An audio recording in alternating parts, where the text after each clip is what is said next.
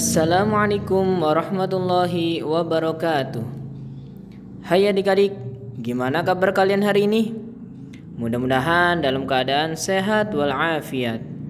Amin. Berjumpa lagi dengan Kak Ahmad Soleman. Gimana adik-adik?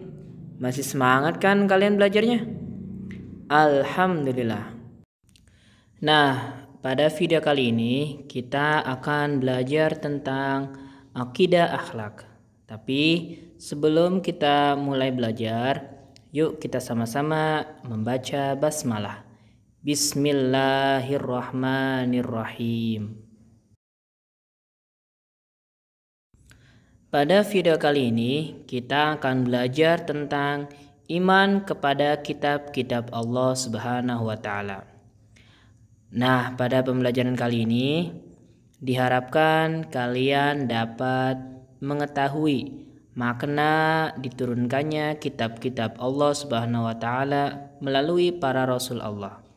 Simak dengan baik ya video kali ini.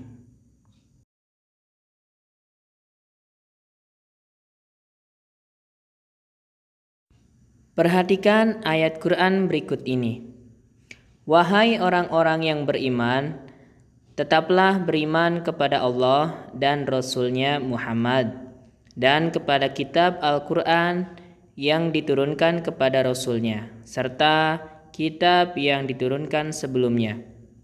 Barang siapa ingkar kepada Allah, malaikat-malaikatnya, kitab-kitabnya, Rasul-Rasulnya, dan hari kemudian, maka sesungguhnya orang itu telah tersesat sangat jauh. Quran Surat An-Nisa ayat 136.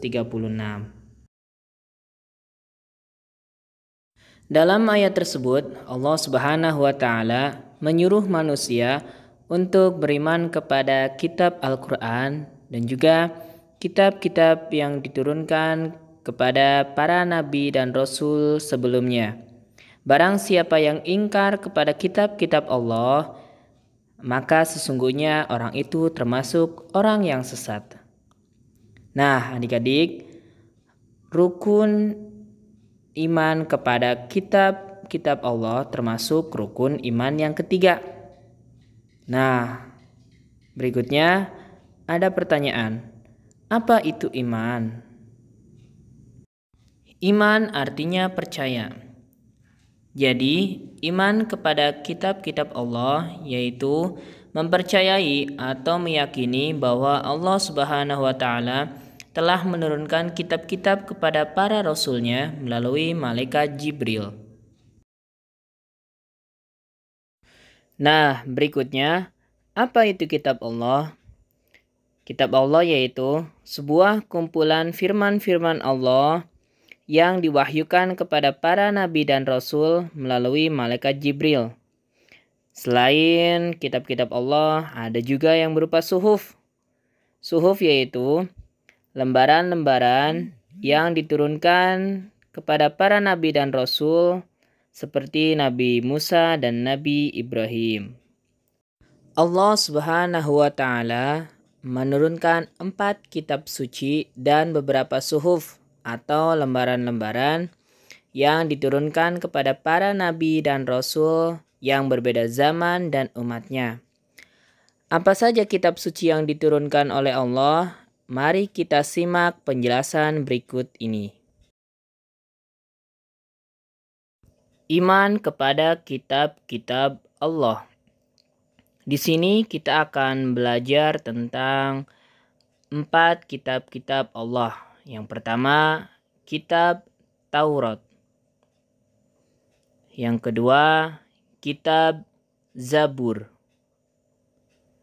Yang ketiga, kitab Injil.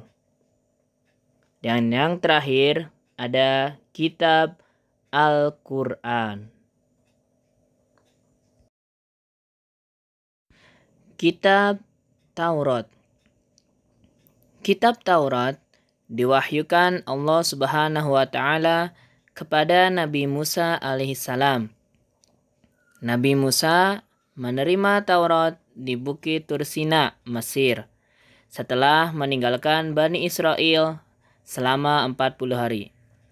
Pokok ajaran kitab Taurat berisi akidah atau tauhid dan hukum-hukum syariat, di antaranya larangan berzina dan mencuri. Kitab Zabur. Kitab Zabur diturunkan kepada Nabi Daud alaihissalam untuk bangsa Israel yang sebelumnya dipimpin oleh Nabi Musa alaihissalam ketika keluar dari Mesir. Nabi Daud alaihissalam menerima Zabur di Yerusalem, Palestina. Pokok ajaran kitab Zabur berisi tentang zikir, nasihat, dan hikmah. Kitab ini belum memuat hukum-hukum syariat. Kitab Zabur adalah petunjuk bagi umat Nabi Daud alaihissalam agar bertauhid kepada Allah Subhanahu wa Ta'ala. Kitab Injil. Kitab Injil diturunkan kepada Nabi Isa alaihissalam untuk kaumnya Bani Israel. Nabi Isa alaihissalam menerima wahyu tersebut di Yerusalem, Palestina pada abad pertama tahun Masehi. Pokok ajaran Injil sama dengan kitab-kitab sebelumnya, namun sebagian menghapus hukum-hukum yang tidak sesuai dengan masa itu.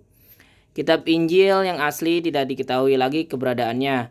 Kitab Injil yang sekarang sudah tercampur dengan tulisan-tulisan para pendeta zaman dulu dan dianggap sebagai firman Tuhan oleh para penganutnya.